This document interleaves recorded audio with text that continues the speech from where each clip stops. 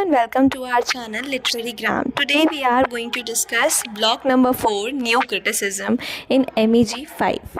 So literary criticism and theory के बारे में तो आप सभी लोग जानते हैं कि क्या है criticism. तो वहीं न्यू criticism क्या है, आज वो हम इस वीडियो में देखने वाले हैं. So let's start with a basic introduction.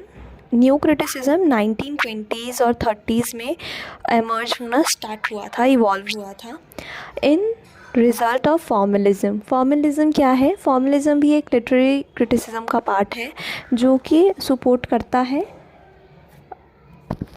Analysation through structure and syntax and grammars. वहीं अब फॉर्मलिज्म को दबाने के लिए न्यू क्रिटिसिज्म एमर्ज हुआ, जिसमें जो राइटर्स, जो क्रिटिक्स थे, वो एनालाइज करते थे कंटेंट को through forms and content. But it does not mean कि न्यू क्रिटिसिज्म स्ट्रक्चर और ग्रामर एनालाइजेशन पर फोकस नहीं करेगा. न्यू क्रिटिसिज्म स्ट्रक्चर पर भी फोकस कर रहा है और कंटेंट पर भी फोकस कर रहा है. और मेन बात ये है कि जो न्यू क्रिटिसिज्म है वो मेजरली पोएट्री वर्क डिस्कस कर रहा है. तो एक पोएट्री पर ज़्यादा है फोकस न्यू क्रिटिसिज्म का, rather than drama, novels and other form of literary works. Most famous writer of new criticism is I.A. Richard. इनको फादर ऑफ न्यू क्रिटिसिज्म और लिटरेरी थ्योरिस्ट भी कहा जाता है, क्योंकि इन्होंने न्यू क्रिटिसिज्म में एनालाइजेशन की थ्रू कंटेंट, डिफरेंट पोएट्रीज़ को इन्होंने जज किया है, एनालाइज किया है. इसलिए I.A. रिचर्ड काफ़ी ज़्यादा फेमस है. न्यू क्रिटिसिज्म की जब भी बात की जाती है उसमें इनका नाम ज़रूर आता है. सेकेंडली जो राइटर हैं हमारे न्यू क्रिटिसिज्म के, वो हैं जॉन क्रॉन रैंसन. इन्होंने ही न्यू क्रिटिक्स टर्म लॉन्च की थी. उन्होंने अपनी book the meaning of meaning में, आप समझ रहे हैं कितना क्रिएटिव टाइटल है, मीनिंग ऑफ मीनिंग. अपनी इस बुक में उन्होंने प्रैक्टिकल क्रिटिसिज्म के बारे में लिखा और न्यू क्रिटिक्स का टॉपिक एमर्ज किया, जिसके बाद से जॉन क्रॉन रैंसन को डिस्कवरर माना जाता है न्यू क्रिटिसिज्म का. इनकी the meaning of meaning book में प्रैक्टिकल क्रिटिसिज्म की बात की गई है, जिसमें कम्युनिकेशन है. सेकंड 4 फैक्टर्स ऑफ एनालाइजेशन है. थर्ड सीमेंटिक ट्रायंगल है. फर्स्ट जो है उसमें उन्होंने प्रिंसिपल ऑफ लिटरेरी क्रिटिक्स की बात की है. ठीक है, human communication, basically the way human communicates. इन्होंने प्रिंसिपल ऑफ लिटरेरी क्रिटिसिज्म को 2 पार्ट में डिवाइड किया है. First is emotive and second is scientific.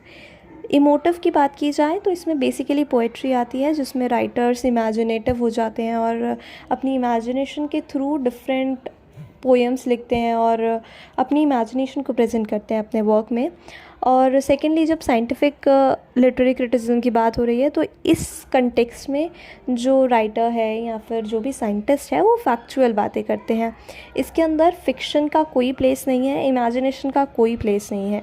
इसमें फैक्चुअल बातें की जाती है. लाइक गैलीलियो ने कोई भी डिस्कवरी की तो वो साइंटिफिक फैक्टर में हमारा कंसीडर किया जाएगा. सेकेंडली जो हमें 4 फैक्टर्स पढ़ने हैं जो एनालाइजेशन के काम आते हैं, वो हैं सेंस, फीलिंग, टोन, इंटेंशन. इनको इसी ऑर्डर में ही याद करना है, sense, feeling, tone, intention.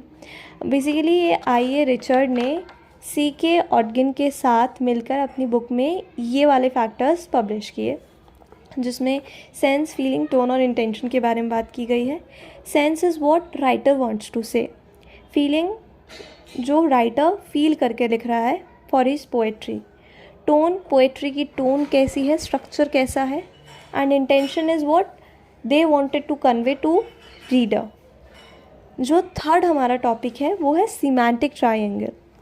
Semantic triangle में बेसिकली एक ट्रायंगल है जो डायरेक्ट रिलेशनशिप बता रहा है रीडर, पोएट और पोएट के थॉट्स के बारे में. अगर हम 3 पार्ट्स देखें ट्रायंगल के तो सबसे पहले सिंबल आता है, फिर रेफरेंट आता है, फिर थॉट आता है. सिंबल इज़ व्हाट कि राइटर ने कुछ बोला.